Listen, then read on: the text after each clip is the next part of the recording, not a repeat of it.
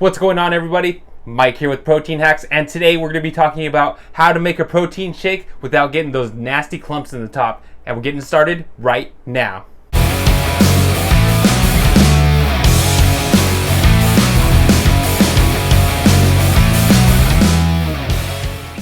First of all, guys, thanks for checking out the video. Now, before we dive into the topic, let's talk a little bit about why protein clumps to begin with. The main reason for this is because it's protein powder. It's made from protein and there's fats in it as well. And what those molecules actually do is attract water. So the second any kind of moisture gets around it, they fuse together and it creates clumps. It's protein powder. If you've ever used protein powder before, this has to have happened to you, and I'm sure you know exactly what I'm talking about. If you're using maybe a natural protein powder, maybe a plant-based or something organic, these don't have any additives which help make the protein fuse together better with water. So it'll definitely be a little bit more clumpy with that, but it's going to be a more natural choice, and you got to just live with it. It's something that you're eating a certain way, and I believe in that as well. It's something that you're just going to have a little bit more of an issue with than your traditional whey protein, and these tips should help out either way, no matter what protein you're using. So let's jump right into it.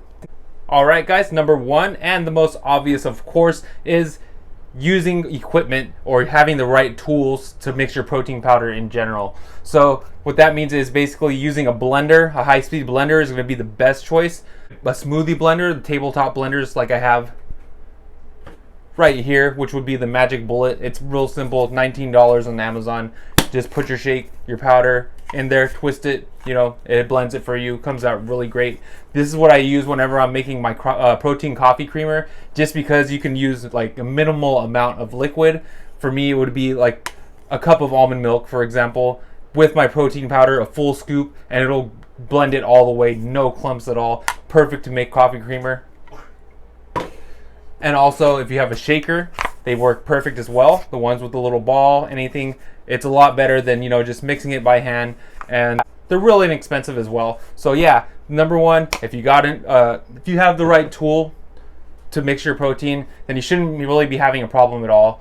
The only issue with that is obviously the cleanup. You have to clean these things afterwards, and no one wants to pull out the blender from underneath the cupboard and use it just for one protein shake. But if you want the maximum results, highly recommend the smoothie blender, either the Magic Bullet or the Ninja. There's plenty of other ones on Amazon which are going to be under $20 or around $20.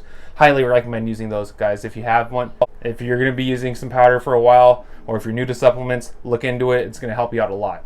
Number two on the list, if you only have a spoon and a cup, which may have brought you to this video to begin with, you may be thinking, well, I'm not prepared to make this protein shake. I got my powder, I got my milk, and now I don't know what to do because I don't have a shaker and I don't have a blender. Well, you got to just do it the old-fashioned way, and you got to just pull out the spoon, put it in a cup, and get it done. But there are a few things you can do to make it a little bit easier and make it a little less clumpy if that's all you have with you.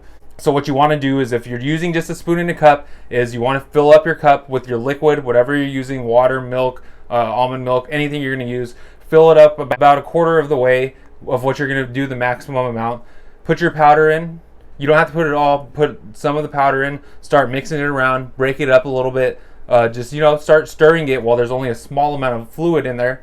Then add the rest in. Keep stirring it vigorously until it's going to completely dissolve in. And you may still have a little bit of clumps, but you're going to be a lot better off than just pouring it in and mixing it all at once. But if you can break it up initially, then those clumps won't be able to float around as much in the liquid, which is going to save you the time, and you'll be able to have a nice smooth shake that you can actually enjoy.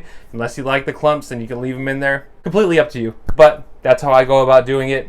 Now let's move on to number three, which is going to be sifting your powder or getting it up before you use it to mix. Now this is something that's used a lot in baking when you're making, especially when I'm making like frosting for any of my protein hacks. If you've seen this before, I always sift it with one of these right here. Sorry about that. I put the powder in here, slowly start moving it around, breaking it up, and what it's doing is separating it. So even if you think, I've had my protein sealed for all this time, there's no way there's any kind of fluid or liquid in there. There's moisture in the air. So I mean, even that amount of moisture is going to make tiny clumps that you can't even notice in your protein. And doing this is going to break those little clumps up and make it easier to dissolve into the fluid immediately. So that's one way to do it. If you don't have anything like that, then you can easily, you know, just put it in a little bowl or something and stir it around with a spoon before you mix it into your fluid to break it up, and it's going to work a lot better for you. Now we're moving on to number 4, and that's simply going to be keep your protein powder properly stored. So I'm sure you've read packaging before on dried stored items.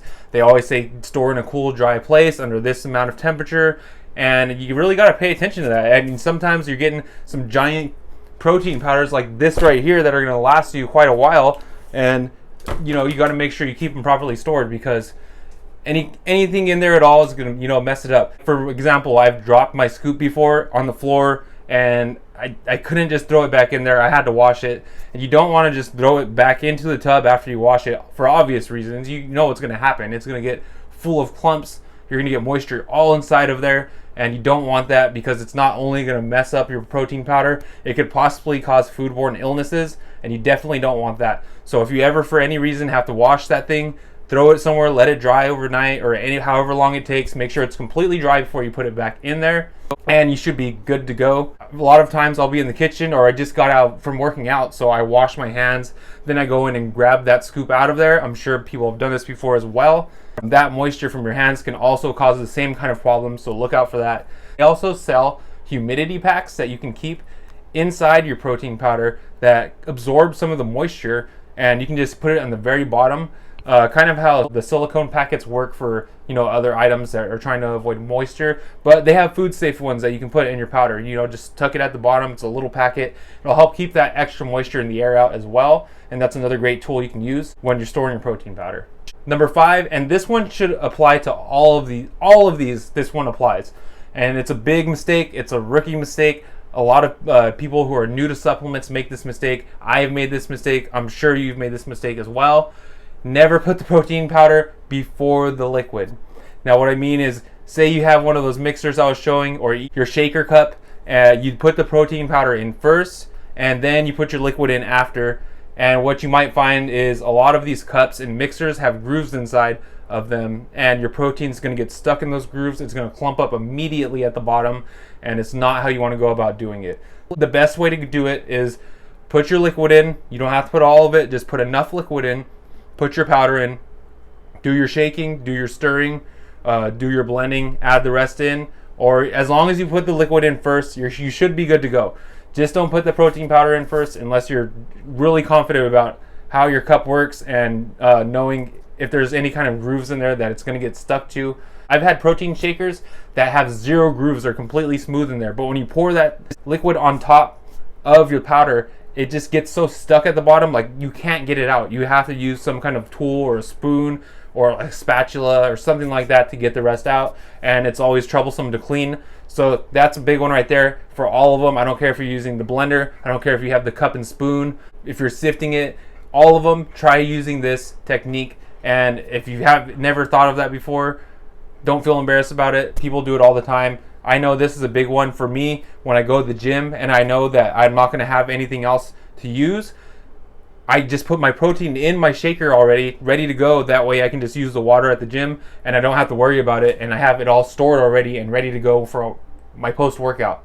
Now, they have, like this one right here, I have from 1UP Nutrition, a little storage cup at the bottom. This really comes in handy, and that's exactly what that's for. I'm sure they have plenty of other ones like this on Amazon, but yeah, that's how I go about it. Also, this cup features this type of, and there's no ball in this. What you can do with this as well is get that sift going on, just like I was saying. You put the powder through the top and do that. Then when you shake it, it's going to do it even more like this. This is all personal preference. They make these all the time now. I just really like that cup because that cup will get rid of all the clumps, basically. You're not going to have a lot of clumps with that. And even if you're using it for, like myself, when I'm making coffee on the go, it's great because you can just pour it in straight from the top, and you're not going to have any kind of issues with it at all.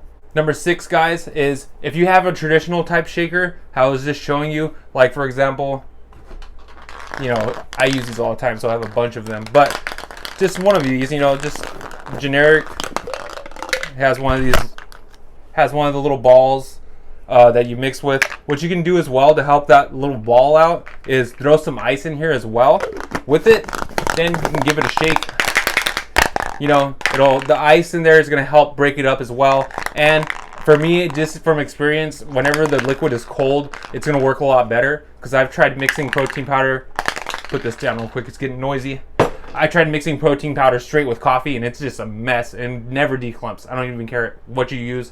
It just clumps so much worse when it's warm, and the ice will help with that, as well as acting like another one of those balls in there to break it up. It's going to be so much more delicious being ice cold like that and be your true shake smoothie. Just super delicious, guys. Give it a try. And we have one more bonus, number 7. For this one, it kind of just happened on accident. I mean, I didn't have any spoons clean, so I went for a fork and tried using a fork instead. Now, I tried this honestly with only about 6 ounces of fluid with liquid. That's not a lot.